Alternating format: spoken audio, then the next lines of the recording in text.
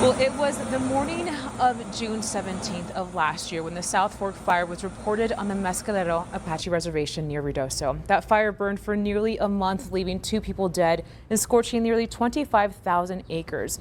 No one knew then, but about 1,400 buildings would be damaged or destroyed by the blaze or the flash floods that followed, with damage estimated around $500 million in infrastructure and alone.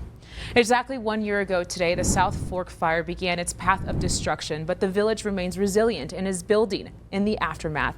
My co-anchor, ABC 7's Paul Cicala, spent several days covering the devastating fires and is now live from Ruidoso as a tourist town remembers the anniversary.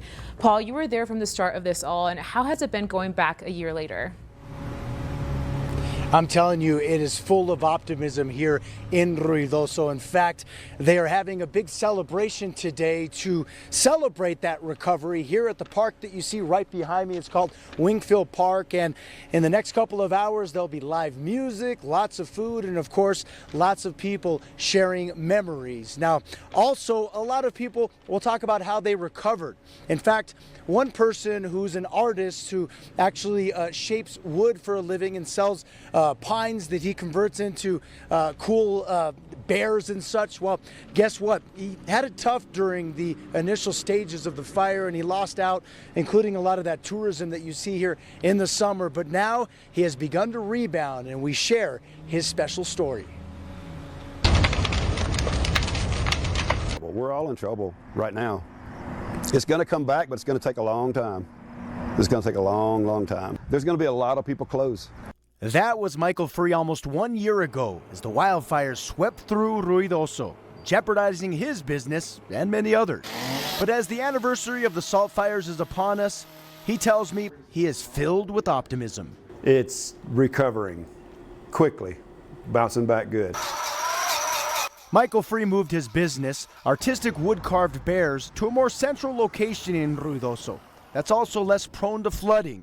And after initially losing thousands of dollars during the fires and closures, now business is phenomenal. There's people here every day from all over. Albuquerque, El Paso, Las Cruces, all over Texas. Going from getting back to earning the bare essentials for businesses like this, to surviving, to now thriving as the heart of the tourism season begins.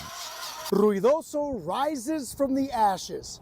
There is no headline more fitting than this one here from Ruidoso News that talks about the resiliency of people here in the Ruidoso area and all throughout this region that is the traditional land of the Mescalero Apaches. What emotions come to mind with the 1 year anniversary of the wildfires here in Ruidoso? Oh, just losing some friends that lost their homes and everything and they just moved away. And that's sad. That saddens me more than anything. Bittersweet memories as merchants like Michael Free went from seeing tourists get gone because of these wildfires and go away to a summer saying, bienvenidos, welcome back.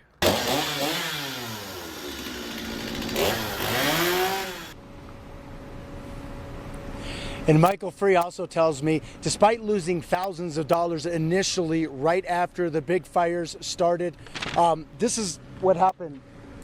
He ended up making a lot more money after that because a lot of the first responders and others that were suffering cleanup, well, guess what? He was selling some of his goods to them. So it ends up being a good story for him as the survival stories in this region continue. Now, don't forget, coming up on ABC 7 at 6 o'clock, we'll continue our in-depth coverage here in Ruidoso, New Mexico. And I'll talk to the public information officer and others who deal with the businesses here in the main section of town. And they tell me that tourism is actually higher than it was last year at this time, when we're talking, at least comparing it to Memorial Day of 2024 to the Memorial Day weekend of 2025. So they are very optimistic that things will continue to improve.